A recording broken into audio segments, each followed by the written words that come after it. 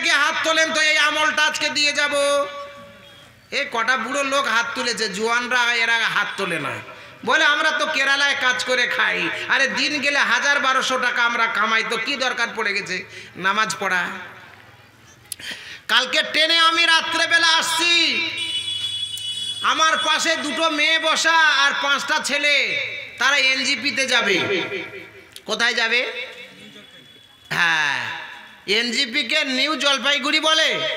তো যাই হোক, তো একটা মেয়েকে চেনা যাচ্ছে মেয়ে বলে, আর একটা মেয়েকে চেনা যায় না ছেলে না মেয়ে, কারণ এখান থেকে মেশিন দিয়ে চুল কেটে দিয়েছে। আর যেভাবে মোরক আছে না, মুরগা বলেন আপনারা, মুরগির মধ্যে যে ছেলে আর কি বলেন, মুরগার মাথায় একটা ঝুঁটি থাকে না, একটু পালক বড়, তো ও সাইডগুলো মেশিন দিয়ে কেটে দিয়েছে, দেওয়ার পরে মাঝখানেটা বড় বড় রেখেছে। নাকে নাই, কানেও নাই, ছেলের মতো গেঞ্জি, ছেলের মতো প্যান্ট, আর দুটো মেয়ে 5টা ছেলে। এর দিকে হেলে, ও এর দিকে হেলে, ওকে জড়িয়ে ধরে, এর কানে ফিস ফিস করে, গোটা রাত একটু ঘুমাতেও দেয়নি। এত চিৎকার আর এত গান আর এত রহস্য, এত হাসি, বুঝলেন? এই দুনিয়ার হালচাল চলে এসেছে এই আমল। তো যুবক যুবতী কোয়ালিটি এরা ভাবছে যে এই আমল বুড়ারা করবে, যাদের জীবন অর্ধেক কবরের দিকে চলে গেছে, যাদের জীবন অর্ধেক কবরের দিকে চলে গেছে। আমাদের দেশের ছেলেরা এটাই আমরা মনে মনে ভাবি, রাত 2টো বাজে ঘুম আসে না, মোবাইলটা খুলে ফেসবুক চালাচ্ছে, মোবাইল খুলে ইউটিউব চালাচ্ছে, মোবাইল খুলে নেট চালাচ্ছে। আসল বন্ধু যুবকরা, ইসলামের ইতিহাসে ইসলামিক যুবকদের এত নাম হলো কেন? তাদের ইতিহাসের পাতায় নাম উঠলো কেমন করে? তারা কিয়ামত পর্যন্ত তাদের নামে হাদিস লেখা হয়ে গেল, কোরআনের বর্ণনা হয়ে গেল। তোমার আমার কেউ ভালোবাসে না কেন? একটু বন্ধু আমরা যদি আলোচনা করি, নিশ্চয়ই বুঝতে পারবো ইনশাআল্লাহ।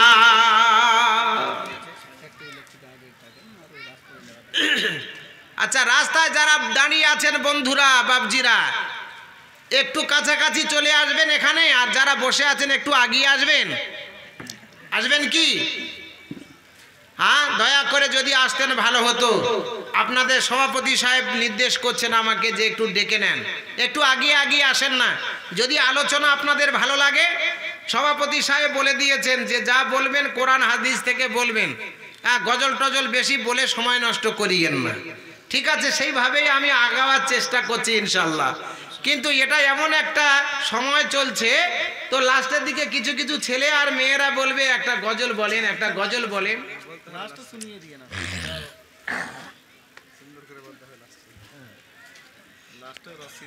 তাহলে আমরা বুঝি তাদের নাম ইসলামের ইতিহাসে এলো।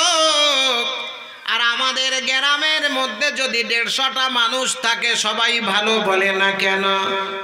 কারণ আমাদের চরিত্রে চিড় ধরা আছে, আমাদের চরিত্রের ওপরে মাছি বসে, আমাদের চরিত্রের ওপরে মশা বসে।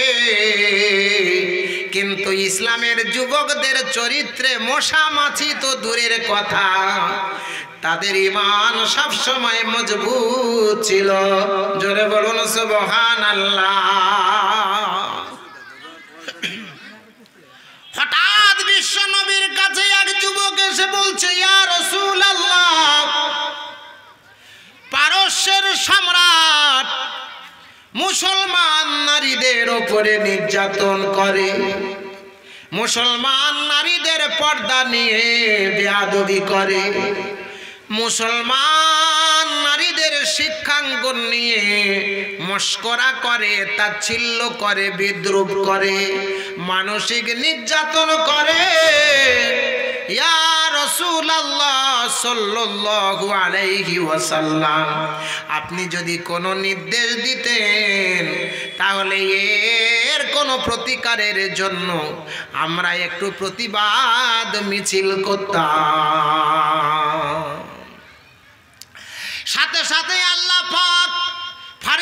জিবরাইল আলাইহিস সালামের মাধ্যমে কোরআনের আয়াত নাজিল করে দিলেন, ওয়াকাতিলুহুম হাত্তা লা তাকুনা ফিতনাতু ওয়া ইয়াকুনাদ-দীনু লিল্লাহ।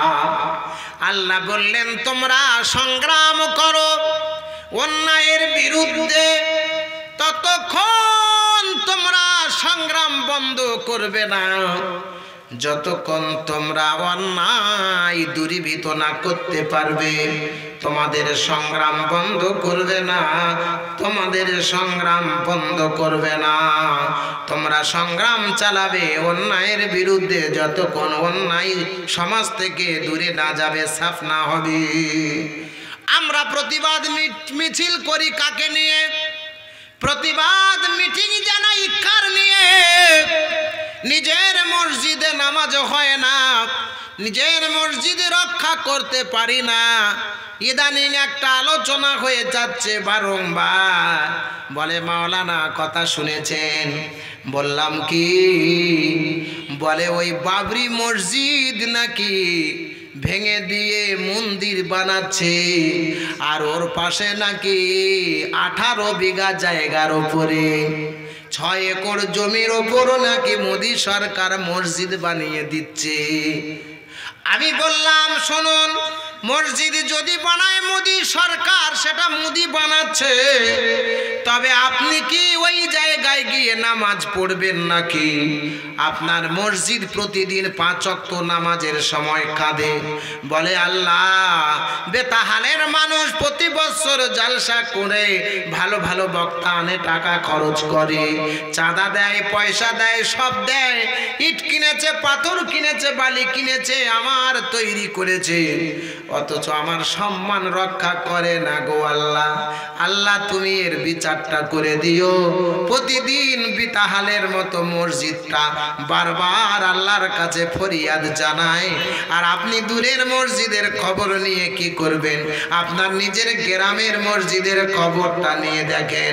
নারায়ে তাকবীর। আল্লাহ পাক বললেন অন্যায়ের বিরুদ্ধে তোমরা প্রতিবাদ করো, সংগ্রাম করো। তোমার পাশের মসজিদটা তুমি দেখতে পারো না, খোঁজ নিতে পারো না, সেক্রেটারি হয়েছ নামাজ পড়ো না, ক্যাশিয়ার হয়েছ নামাজ পড়ো না, সভাপতি হয়েছ নামাজ পড়ো না, তুমি কোষাধ্যক্ষ হয়েছ নামাজ পড়ো না, মসজিদের তুমি কমিটির মধ্যে আছো নামাজ পড়ো না, তুমি বিদেশের খোঁজ নিচ্ছ। এমন একটা হয়তো দিন আসবে তোমার মসজিদের কোন নামাজি লোকেরা তোমার বিরুদ্ধে তোমার এই কুমেদপুর এলাকায় থানায় মামলা করবে। কেন মামলা করবে জানেন? কারণ নামাজি হলো কম, বেনামাজি বেশি। এই বেনামাজিরা গিয়ে মামলা করবে আপনার বিরুদ্ধে যে যখন 5 বার আজান হয়, বিশেষ করে ফজরে আজান হয়, আমাদের ঘুম নষ্ট হয়, বলবে অফিসার যিনি বিচার করবেন যে নামাজিরা একদিকে দাঁড়াও,